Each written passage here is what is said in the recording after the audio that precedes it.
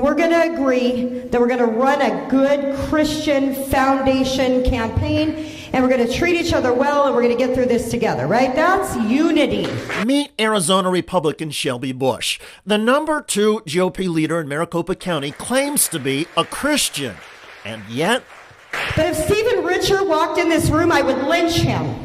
She would lynch him? I don't unify with people who don't believe in the principles we believe in the American cause that founded this country. The man she is referring to, Stephen Richer, is also a Republican.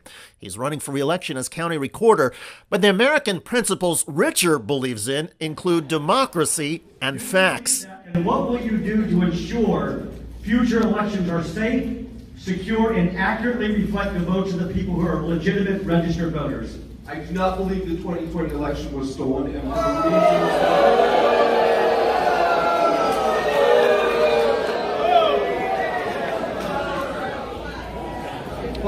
In response to Shelby Bush's pledge to lynch him, Richer wrote, "Interesting choice of words. Not I'd kick his butt or I'd kill him, but lynch. Why does that word roll off her tongue given its historical context?" She says this after talking about good Christian values. And while some in the room laugh, nobody shouts out in protest. Nobody says, that's too far. This isn't healthy, and it's not responsible, and we shouldn't want it as part of the Republican Party. If Stephen Richer walked in this room, I would lynch him. I don't unify with people who don't believe in the principles we believe in the American cause that founded this country. What cause would that be, Miss Bush? White nationalism? Neo-Christian fascism? The MAGA cult? You have no idea what you're talking about. But Miss Bush does talk a lot. She's an advisor to disgraced former gubernatorial candidate and Trump stooge Kari Lake. Bush also runs a self-proclaimed election integrity group called We the People Arizona. It receives funding from the My Pillow guy, Mike Lindell, and former Trump National Security Advisor Mike Flynn. Flynn was one of the characters who suggested after the November 2020 election that Trump should declare martial law and seize voting machines. The election deniers have been targeting Stephen Richer for years. In the 2020 election, Joe Biden won Arizona, and Stephen Richer beat a Democrat to take over as Maricopa County recorder. It's a job whose duties include maintaining files on 2.6 million voters there. And when Richer saw the 2020 data, he found there was no fraud and called the Trump stolen election claims unhinged and absurd. I don't care about the political consequences. I mean, this has been a very rude awakening into what politics has become. And if I'm not part of it 4 years from now, so be it. I can do other things that'll make me happy. What prompted me now? I'm tired of my people who are good people, who are my friends, being defamed. It's just not right. On another CNN program, Richard noted that claims of rigged ballots made no sense given his own election success, and the fact that both parties on Election Day called the clean and trouble-free vote in Maricopa County a national role model. So, Anderson, here's the real irony and the coup de grace in our situation is I can't even take credit for this. My team can, but I can't because I was simply a candidate on the ballot. And on that same ballot, I unseated the former Democrat chief elections official of Maricopa County. Yes, I beat the Democrat on the ballots that were supposedly rigged. Now, after repeatedly undercutting the MAGA election conspiracy theory, Stephen Richer is not just getting criticized, he has a fellow Republican county leader pledging to lynch him. The extreme and violent MAGA rhetoric, though, is not just limited to the 2020 election results. The threats of violence have also come up on one of the top issues of 2024, women's reproductive rights. Staying in Arizona, where a measure to codify abortion rights will be on the state's 2024 ballot, a Trump ally who opposes the measure and wants to eliminate all abortion rights recently told a radio station that women who have an abortion should be executed. Here is Jeff Durban, an ally of Donald Trump. Abortion should be considered a crime. It should be considered murder. You're unjustly taking the life of a human being, and so that's murder. And what I've said is what is the historic position of the Christian church, that if you take the life of a human being unjustly, then what the state owes you, if it's proven and it's true, is capital punishment. You forfeit your right to live. If you choose to terminate your pregnancy, you forfeit your right to live. You should be executed, says Durban.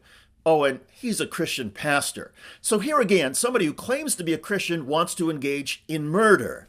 For women who end their pregnancies, maybe Durban will team up with Maricopa County Republican leader Shelby Bush, and the executions will be done by an angry mob that also carries out lynchings.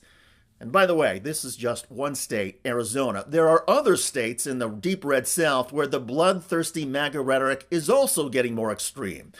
Thankfully, the trend line is getting noticed by independent and moderate voters across the country who will ultimately decide the 2024 presidential election. On CBS's Face the Nation, a group of undecided voters said Trump's strong rhetoric, including his desire to be a dictator, pushed them over the edge even before the presidential debate. If Donald Trump says something really compelling, would you switch from Joe Biden or vice versa?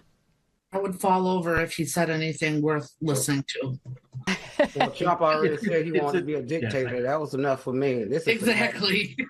Well, I don't think you can take any of their words literally anymore. It's mostly political theater and comedy. Yeah. So there's some entertainment value there to be had. Mm-hmm. Yeah, That is indeed for sure. So Donald Trump means it when he says he wants to be a dictator. He means it. Donald Trump wants to be a dictator, said the woman, as opposed to another undecided voter who thinks Trump is just trying to be entertaining. That is the split when it comes to views of Donald Trump. But by all accounts, including recent polling, more and more voters are getting turned off by the MAGA rhetoric, imagery, and extremism. Indeed, opposing somebody's political views or position is one thing. Vowing to literally murder and lynch somebody is something else. By the way, one of Donald Trump's sons, Eric Trump, is now misleading MAGA supporters and raising their hopes by claiming Trump's criminal convictions are helping the Trump campaign. You know, the more they do this, the more the American people see how kind of persecuted and ostracized. And on Fox News, Eric Trump insisted his father's criminal convictions are helping the Trump presidential campaign. I think that's why my father's done so incredibly well, and I think that's why some of these inner cities are embracing him to the extent that they are. But on the very same weekend, on the same Fox News channel, been some movement towards Joe Biden since the felony conviction of President Trump. You agree? Republican strategist Karl Rove noted the math is clear and the trend line now favors President Biden. Take a look at the evidence. Here it is. These are the polls since June 1st. If they're in red, Donald Trump won them. If they're in blue, Joe Biden is leading. And if they're in green, it's a tie. And take a look from the first of the month, where it's Trump up by 1, Trump up by 2, Trump up by 1, Biden up by 1, a tie, Trump up by 2, Biden up by 2, tie, Biden up by 2. So there's been a trend since the May 30th guilty verdict in the New York case. The most recent polls have had Biden ahead. Check out that video at the link below. It generated a lot of comments on YouTube. One of the most popular is from user QS5, who wrote, "It's sad that even Eric Trump can lie to MAGA and they eat it up." Sad indeed. I look forward to reading your comments about the top MAGA leaders in Arizona who claim to be Christian, yet want to carry out lynchings and executions of political opponents. I'm David Schuster. Thanks for joining us.